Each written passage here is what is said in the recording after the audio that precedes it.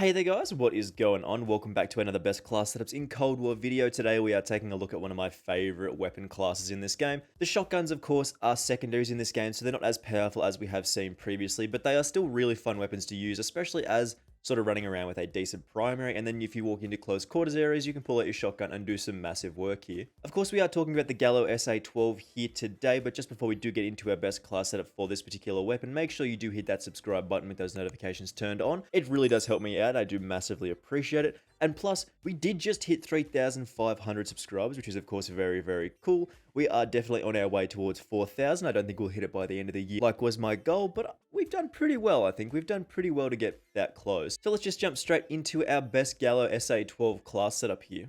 As with most of our class setups, we usually go over our secondary first, but because our secondary is our main weapon here, we're not going to worry about that too much just yet. The timestamps, of course, will be on the loading bar and in the description. If you do want to just skip to the attachments for the Gallo SA12, feel free to do that. But we are going to be starting with the tactical here, of course. That smoke grenade is really, really important to block off these longer lines of sight. Depending on your map you're playing on, stim shot's also a good option. But the smoke grenade really does let us cross over these open areas and sort of get into the positions that we're really after here. So this is a very, very powerful piece of equipment here. In the lethal slot, you can pretty much choose whatever you do like here. The Semtex is always a good option for just sticking it to people. I've had a massive amount of luck sticking it to people this year. I'm not sure what the go with that is, but it's a very powerful option, but all of the other lethal choices you can go with are very good as well. In the field upgrade slot, we're going with the field microphone at the moment, but on something like Nuketown, the jammer can be very, very powerful at sort of blocking off enemy information, which is of course super, super important as well. In terms of our wild card, we are going with perk greed, because getting an extra perk in each slot is of course a super strong option with the power level of the perks right now. And of course the perks, we're going with flak jacket, because getting hit like by many, many explosives per life is of course very, very common here. You'll run into explosives all the time, so flak jacket does keep us alive here. And then forward intel we're going with at the moment, because getting that enemy information, like learning where they are spawning a lot of the time. Sometimes the spawns flip, especially on like Nuketown, stuff like that. Spawns will flip, you'll know where they're coming from, and then you can sort of adjust your plan accordingly. In the perk 2 slot, we are going with gearhead to get that extra piece of field upgrade equipment. Of course, a super powerful option to get more field microphones, or your choice as well. And then scavenger as well, getting that extra ammo from fallen players is super, super nice here when we are playing close quarters with a shotgun. In the perk 3 slot, we are going for ghost and ninja. Of course, we want to be playing at those close quarters areas, so staying off of those UAVs is super important, as well as making no noise as well when we do move around. So for our attachments for the Gallo SA12, we're going for something fairly common here. If you have seen any class setup based on this, this is mostly the best attachments that you want at the moment. In our muzzle slot, we're going for that flash cone at the start here for that 90% increase to our muzzle flash concealment. This means we do disappear from the minimap when we do shoot very, very quickly, of course. You can take the infantry V-choke as well, which does increase our spread once we do aim down sight, so it almost makes it like a slug shotgun if we are aim down sight, which I don't find myself doing an awful lot with this particular gun. In the barrel slot, you do have two main choices here. The Task Force barrel, which does increase our damage by 81%, meaning we can actually get one-shot kills, which is super, super strong. Or you go with the 24.6-inch Ranger barrel for a 30% increase to our effective damage range. I actually think the Task Force barrel is better overall, despite it losing some effective damage range, but basically we just deal more damage, which is all we're after here, meaning we can actually get one-shot kills at those sort of fairly close distances, and those two-shot kills are very, very consistent here as well. In terms of the body or laser slot, we're going for that SWAT 5mm laser, of course, for that 35% increase to our hip fire accuracy. Ember sighting point, also an okay option as well, but only a 30% increase compared to a 35% increase. Hard to go past that, really. In the magazine slot, we are going for the 12-round tube, basically, so we do have the maximum amount of ammo to fire. This does reduce our reload quickness by about 34%, which is fairly significant here, but I mean, having more bullets to fire is always going to be a better option than not. In the stock slot, we're actually going for something a little bit strange here. You can pretty much choose whatever you do prefer. We're going with the no stock for that 40% increase to our sprint to fire speed. This, of course, does reduce our hip fire accuracy by 15%, but we do, of course, have that hip fire laser as well, so we do get an increase of about 20% overall. But if you're not interested in reducing your hip fire spread, you can take the wire stock for that 10% increase to our sprint to fire speed. And that's basically all the attachments that we can choose at the moment. There's not a great variety of options that you can go with. Sort of most of your variety is going to come from the stock, the barrel, and then the muzzle, depending on what you do want to choose. But of course, we're going to jump into some gameplay here and show off what we can do with this particular class setup here. Of course, we are playing on Nuketown as we normally do in these videos. It's just a great map to just jump into, have a good time. And that is why we are bringing the smoke grenade, of course. You will know that if you've played this map at all, that is actually very, very hard to get across the courtyard just on your own, especially when you've only got a close range weapon. So it is very, very important to actually have, oh my god, have a smoke grenade just so that you can actually make it across the courtyard without dying, because You're going to die a lot. There's actually a guy up on the balcony. Okay, yeah, of course. Naturally, as soon as we decide to peek around the corner, 4 people are there at the same time. So as I said, smoke grenade, very, very important for us here. Because, I mean, we can't really get across the courtyard without it. But, I mean, you just get those one-shot kills at those very close distances, which... That's what a shotgun does, baby. That is what a shotgun is for. I'm still a little bit torn as to which I do prefer out of the 2 shotguns. The Gallo SA12 versus the other one. I can never remember the names of the guns in this game. I haven't played it for long enough to actually, like, yes, this is what the gun is called. Like, that memory that I get from Modern Warfare is not just there. Okay. It's not there just yet, but it will be there eventually, so. Oh, Jesus. That was very interesting. The Hauer 77, I think it is. The pump action bad boy. It is also a very good option to get those fairly consistent one-shot kills, but I mean, I don't know. It's one of those things where you're combating that one-shot kill distance versus, like, ease of use. And for ease of use, like, the Gallo SA12 just absolutely dumpsters any other option. Just because, I mean, you can just go do, and everybody dies, and you're like, huh, that's pretty easy. That was very easy. Chuck that. No, that's a trophy system. Cowards run the trophy system, just so you know. If you run a trophy system, we can't be friends. Oh, that was a yuck fight. That shotguns, eh? Shotgun. How good's this skin though? How good is this skin? Like, this is a zombies diamond skin, I believe, which is just chef's kiss. Perfect. Purple diamonds are very, very cool. Yeah, I am 0% chance of making it across this little courtyard without dying, but I mean, I just sit here all game. Oh, we made it. Wowee. Watch this off the top rope. That guy's AFK. Ah. That was less exciting than I thought it was going to be. I didn't realize he was AFK. That's not as fun. Come through here, get the 1-shot kill. Get the 2-shot kill. Come through the back again. 1-shot kill. I think he was already damaged though. I mean, yeah, this thing's pretty good. This thing is pretty good. The reload speed can be a little bit of a problem sometimes, especially once we do have the... Ooh, that is bad. Should not have shot at that man.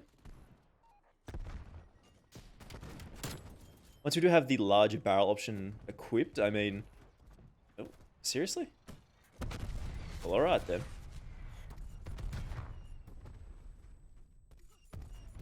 I mean, War Machine's pretty good. War Machine is not bad. It goes fairly well. Oh boy. That was... I love the War Machine. It's so great. No. This is fine. No. Our streak. No. And we did okay there. That was not a bad streak. And then we're back to rotating. Oh, yeah, see, you just stick people and it just... Oh, so good. There's a guy in the shed. Alright, yep, we're going for it. We're going for it, baby. Oh, we got him. Poor man. You always pretty much have to be reloading with something like this. Like, you got to be reloading pretty much all the... Okay. You got to be pretty much reloading all the time, basically. Just getting those shells back in the gun. I mean... Because otherwise you just die. I've found myself in numerous situations where, like... I just forgot to reload, so I ended up with no bullets, and then... Yeah, that's how you die. That's a teammate. Where are the boys? Spawn's flipped for sure. No? Where are the... Where are the boys? Like... They're all back there. Okey-dokey. Ooh, hello. Het? Huh? Sure, right. Silly man. Should be a guy just there. I mean, look at this thing. This thing absolutely dumpsters people. Is he coming upstairs?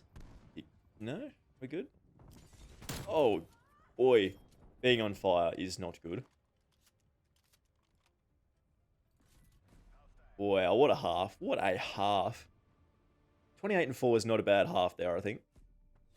I mean, I feel like I don't even need the second half of this game to, like, prove my point. Like, you already just saw it there, 28-4 in the first half of this game is just...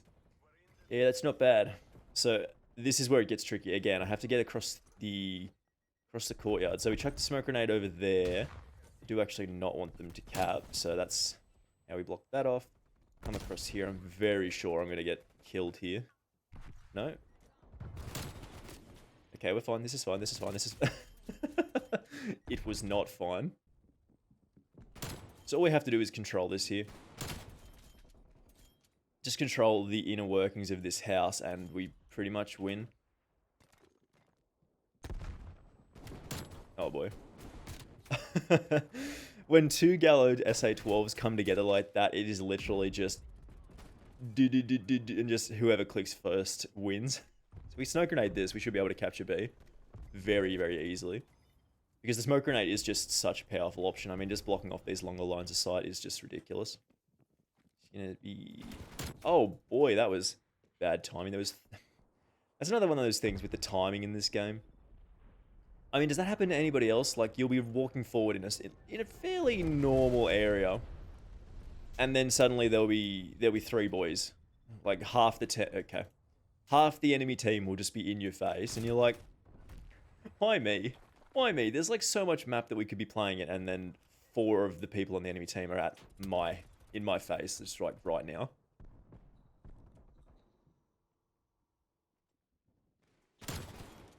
No. Alright, we're back in again. This is what we do. We get in here and we try and cause a ruckus. That's all we're after here. Chuck this field microphone down here. They're all coming this way. Okay, that was bad timing. That was incredibly good timing.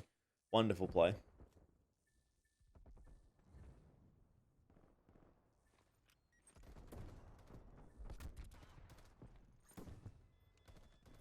Trophy systems, man. Every time with the trophy systems, I hate them so much. They're so annoying. Leave me alone. Please come up the stairs. No? As if he didn't chase me. As if he didn't chase me there. What is this guy up to?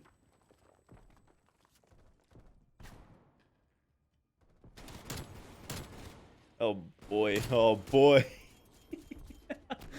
Oh, we got the war machine again, which I mean, that's pretty good. Just want to get into position before we... Alright, we're good.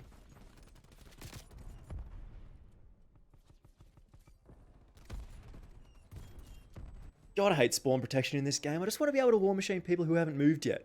Why can't I war machine people that haven't moved yet, but people can just shoot me in the head the second I take a step out, man? Like, come on. Anyway, as we usually do, we'll have our final thoughts on this in just a second here. So the Gallo SA12, as you saw in that gameplay there, absolutely shreds people. Like, at those close quarters distances, there is no better secondary in this game. I mean, it does compete with the Gallo 77, and if you do like getting those one-shot kills, you might be a little bit disappointed by this weapon sometimes, but I mean, just the ease of use, it makes it probably the best shotgun in the game. But we're going to have to compare the two side by side very, very soon in a video, so make sure you are hitting that subscribe button with those notifications turned on if you do not want to miss out on any more of the upcoming content. We, of course, have Season 1 right around the corner, basically dropping tomorrow as soon as possible. Very, very exciting stuff, of course. Anyway, guys, I hope you did enjoy this one. I do massively appreciate you checking out this video, and of course, I will see you in the next one. Bye!